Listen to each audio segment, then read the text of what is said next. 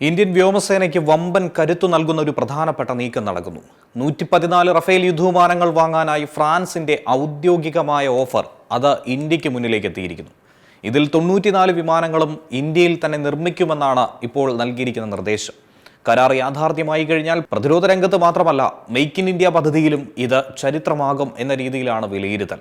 ഏകദേശം 3.25 ലക്ഷം കോടി രൂപ മൂല്യമുള്ള മെഗാ പ്രതിരോധ കരാറിനായിട്ടുള്ള വിശദമായ സാങ്കേതിക വാണിജ്യ നിർദ്ദേശമാണ് ഫ്രാൻസ് ഇപ്പോൾ ഇന്ത്യക്ക് കൈമാറിയിരിക്കുന്നത്. പ്രതിരോധ മന്ത്രാലയവും ഇന്ത്യൻ വ്യോമസേനയും നിലവിൽ ഈ നിർദ്ദേശം പരിശോധിച്ചു വരികയാണ്. ഏറ്റവും ശ്രദ്ധേയമായ ഒരു കാര്യം, ഈ 114 റഫേൽ വിമാനങ്ങളിൽ 94 എണ്ണവും ഇന്ത്യയിൽ നിർമ്മിക്കാനാണ് ഫ്രാൻസ് നൽകിയിരിക്കുന്ന നിർദ്ദേശം. ഒരു ഇന്ത്യൻ വ്യവസായ പങ്കാളിയുമായി ചേർന്നുകൊണ്ടായിരിക്കും ഈ നിർമ്മാണം മുന്നോട്ട് കൊണ്ടുപോകുന്നത്. ദസൾട്ട് ഏവിയേഷൻ, എബിഡിഎ, സഫ്രാൻ, താലസ് തുടങ്ങിയ ഫ്രഞ്ച് പ്രതിരോധ കമ്പനികളും ഈ പ്രതിരോധ പദ്ധതിയുടെ ഭാഗമായി മാറും. ഈ പദ്ധതി യാഥാർത്ഥ്യമായാൽ ടാറ്റ, L&T ഉൾപ്പെടെയുള്ള ഇന്ത്യൻ കമ്പനികൾക്ക് വലിയ അവസരങ്ങൾ ലഭിക്കുമെന്ന കാര്യത്തിൽ സംശയമില്ല. ഏകദേശം 1.6 ലക്ഷം കോടി രൂപയുടെ വ്യവസായ പ്രവർത്തനങ്ങളിൽ രാജ്യത്തിനുള്ളിൽ തന്നെ ഈ തൊഴിലവസരങ്ങൾ സൃഷ്ടിക്കപ്പെടും എന്നുള്ളതാണ് പ്രതിരോധ വൃത്തങ്ങൾ വിലയിരുത്തുന്നത്.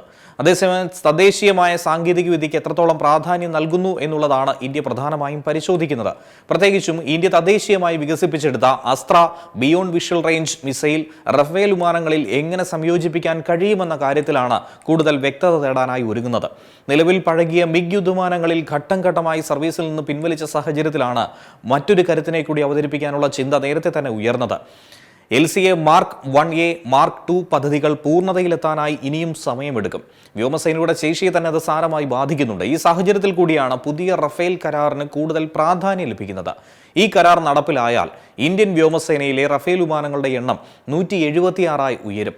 അതോടെ ഇന്ത്യയുടെ വ്യോമ പ്രതിരോധ ശേഷിയും ആഭ്യന്തര പ്രതിരോധ നിർമ്മാണ മേഖലയുടെ വളർച്ചയും ഒരുപോലെ തന്നെ ശക്തിപ്പെടുമെന്നാണ് പ്രതീക്ഷ. ഇന്ത്യയുടെ പ്രതിരോധ ചരിത്രത്തിലെ ഏറ്റവും വലിയ വിമാന കരാറുകളിൽ ഒന്നാകുമോ ഇതെന്നുള്ളതാണ് കാത്തുനോക്കുന്നത്. അതോ ചർച്ചകൾക്ക് ശേഷം നിർദ്ദേശത്തിൽ ഇനി എന്തെങ്കിലും മാറ്റങ്ങൾ വരുമോ? ഇനി വരും ദിവസങ്ങളിലെ തീരുമാനങ്ങളിലേക്കാണ് എല്ലാവരുടെയും ശ്രദ്ധ. ഏറ്റവും പുതിയ വാർത്തകളും വിശേഷങ്ങളും വിരൽ തുമ്പിലറിയാൻ Zee മലയാളം ന്യൂസ് എല്ലാ ഡിജിറ്റൽ പ്ലാറ്റ്ഫോമുകളിലും ലഭ്യം.